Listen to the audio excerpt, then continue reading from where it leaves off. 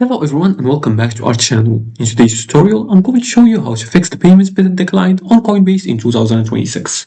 Are you getting the payments method declined error on Coinbase? Don't worry, this is a common issue, and here's exactly how to fix it fast. Now as you can see on my screen, this is one of the errors you might be encountering linked to the payments method declined. It says your purchase was declined due to a suspicious activity warning. Please try again with a different payments method. So in order to fix this issue, you're gonna first double check your card details.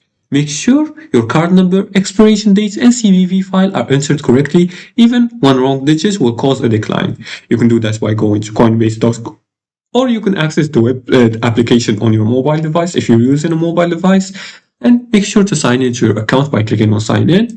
There, you're gonna check your information. You're gonna click on settings and click on your account settings, and then check the information you entered. You're gonna also check the available balance and limits, confirm you have enough funds and that you haven't hit your daily spending limits.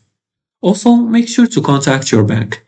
Many banks automatically block crypto-related transactions, so call your bank and ask them to authorize Coinbase payments.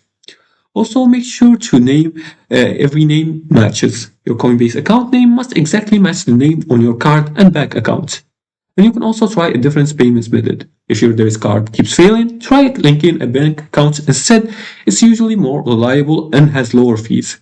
And also avoid using prepaid or virtual cards. Many are not supported by Coinbase. And that's it. That's how we fixed payments method declined on Coinbase in 2026.